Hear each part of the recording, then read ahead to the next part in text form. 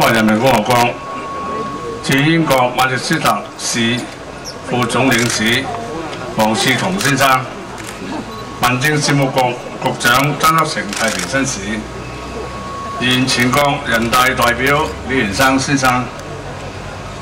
中聯辦生日工作部張錫蓮處長，廣州地區流擊老戰士聯誼會黃梅副會長，李冠雄主席，各位嘉賓、各位鄉親父老、各位抗日游擊隊嘅戰士，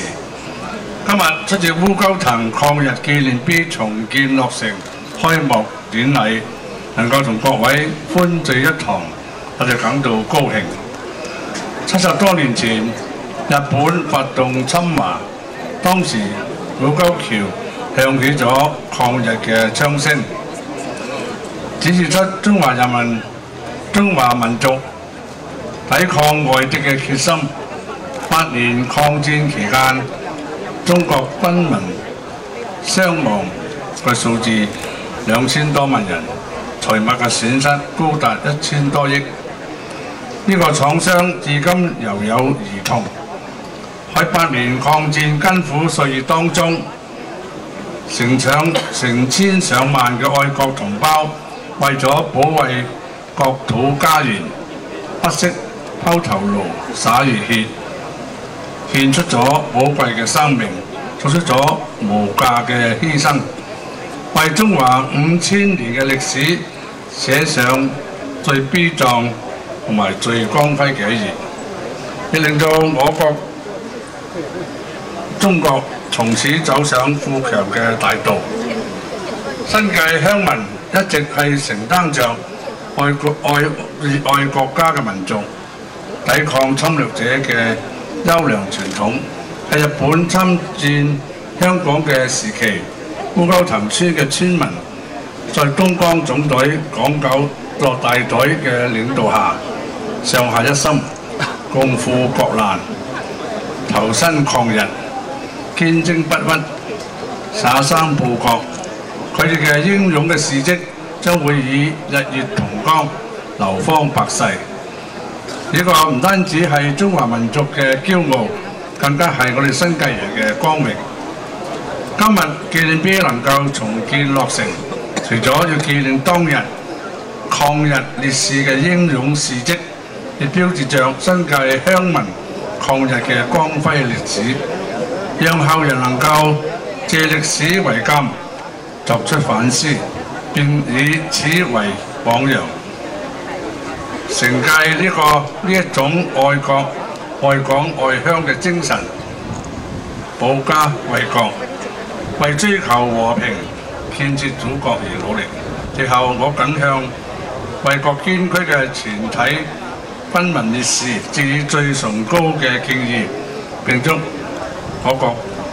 國運昌隆、富強興旺，在座各位事事如意，身體健康。多謝大家。Thank you，多謝劉主席，請就座。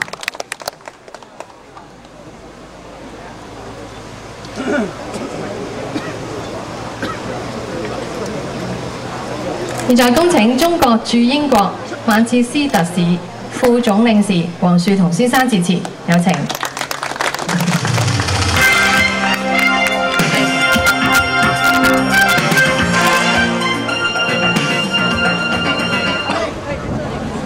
各位嘉賓、各位朋友、各位鄉親，今天非常高興能夠來自英國烏蛟騰海外聯誼會的故鄉香港烏蛟騰村出席烏蛟騰村烈士英烈紀念碑落成典禮，感到非常榮幸。今天是農曆8月16日，是紀念烏蛟騰村烈士英勇獻身的日子。68年前，村長李世蕃、李元培以及李憲新、李天生、李志宏、李冠胜、李伟文、王冠宝和王志英先生，为了保护村民，抗击日寇，牺牲了自己的生命。他们是中华民族的英雄，是值得我们永远铭记在心的。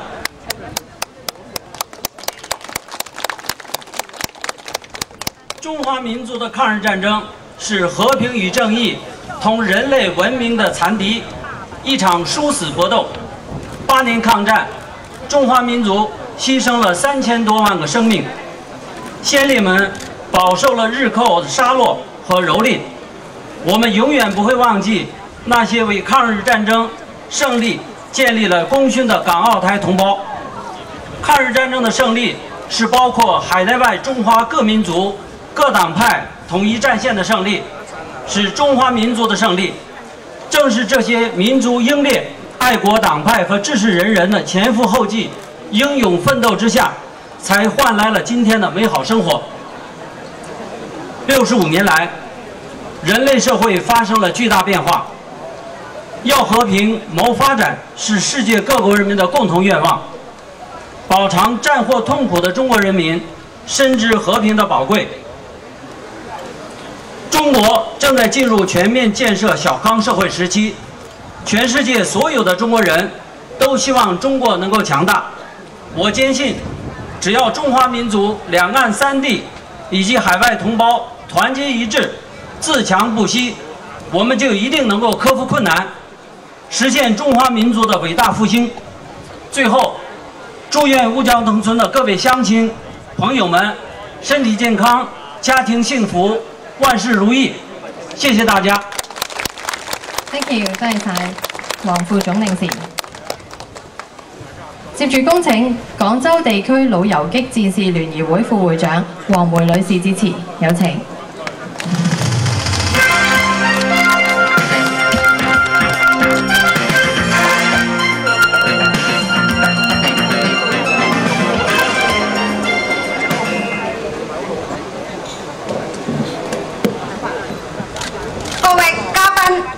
各位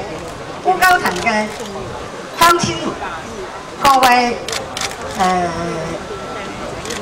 同志們、戰友們，我好高興今天參加烏蛟騰抗日烈士紀念碑重建嘅開幕典禮。在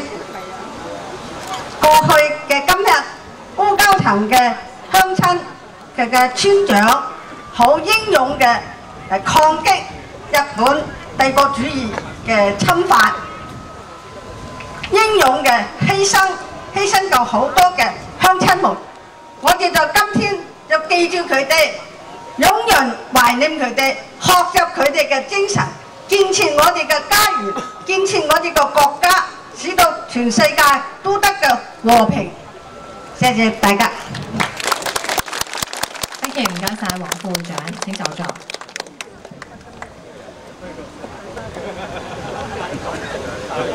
接住落嚟進行揭幕儀式。現在我哋有請李連生榮譽會長、我哋大會李主席、李漢副主席、李貴仁名譽顧問，同埋我哋東江總隊代表，陪同各位嘅主禮嘉賓移步到我哋門樓位置。